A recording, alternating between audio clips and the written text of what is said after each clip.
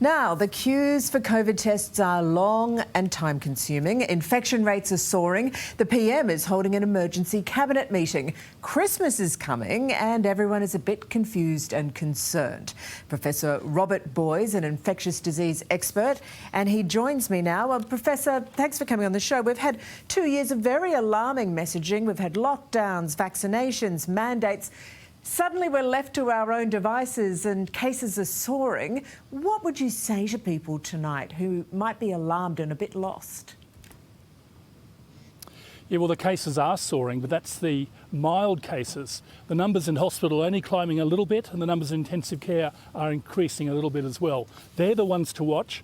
They're the ones that are much lower than they were some months ago. So they're what we're really monitoring. And if we start to get major surges in hospitalisation, we'll do much more to control the spread of the virus. Yeah, that's the fear, isn't it, that we don't exactly know what's coming. Do you think that we can safely rule out huge amounts of hospitalisations in the near future? Well, we're looking at Europe, where they've got a sudden surge. It's doubling every 2 or 3 days. It is in New South Wales as well. And the numbers are rising rapidly. London's up to over 100,000 Omicron cases in a day, and it's already the #1 cause. It's overtaken Delta within weeks. What we need to watch for is the rate of hospitalisation, as I said, and even if it's half what it was with Delta, if it's spreading more than twice as fast, it could still be more severe. So we do have to pay attention, we do have to do good surveillance and monitor it on a daily basis. And I think we do actually need to take some extra measures now. Right, so we're being told to use common sense. It's all about personal responsibility now. Do you think perhaps that we do need some kind of guidance or mandates about things such as mask wearing? Yeah, a lot of us are calling for improved approaches.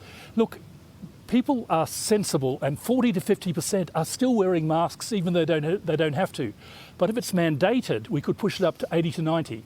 And the multi-pronged approach is what works for this virus. Not just one thing. Vaccination is great, it's the best, but you need other things like physical distancing, like using masks, like when you go to a Christmas party, keep it shorter, keep it smaller, keep it outside, or if you're inside because it's raining, ventilate with the windows open. There's all sorts of things you can do and still lead a fairly normal life. Yeah, people aren't shy about getting their booster shots either, which could be called encouraging, but does that 5-month period before you get a booster shot, should that be cut back further? Well, it's already really 4.5 months because we've got from now, if you're 4.5 months now, you can get a booster now because you've got through to 5 months at the 3rd of January. So we're close to 4 months already. Quite honestly, if we had a move to 4 months now, I believe we would get a deluge of the worried well, and lots of healthy younger people would rush in to get vaccinated. They know how to use a computer, they know how to book online, and older people who don't know how to use a computer, they need to be helped. They need to get their boosters now. They need to get protected before Christmas or between Christmas and New Year. And were we to go ahead with just a 4-month approach, the worried well would move in and the needy would miss out. What exactly are you hoping for, Professor, from the National Cabinet meeting tomorrow? Well, I'm not a politician, but what I like to see is consistency. We don't want to see chopping and changing around AstraZeneca like we did a few months back. We want to see decisions made that are sensible, that are stuck to. We want to see compassion. We don't want people stuck in quarantine for unnecessarily long lengths of time.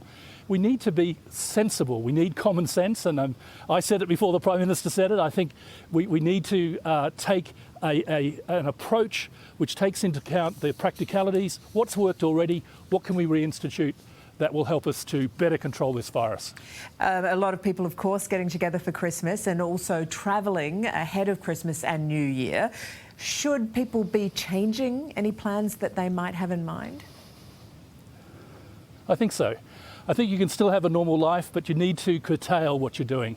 I'm going to far fewer parties. I'm going to smaller parties. I'm making sure they're outside. We've got guests outside at the moment, and it's only one guest. And we're talking about distance. We're talking about the practical things that we can all do that we've been doing, and we can go ahead with parties, but keep them sensible. Okay, sensible parties locked in. Professor, thank you very much for coming on the show, and we'll let you get back to your guest. Thanks very much, Layla. Thank you.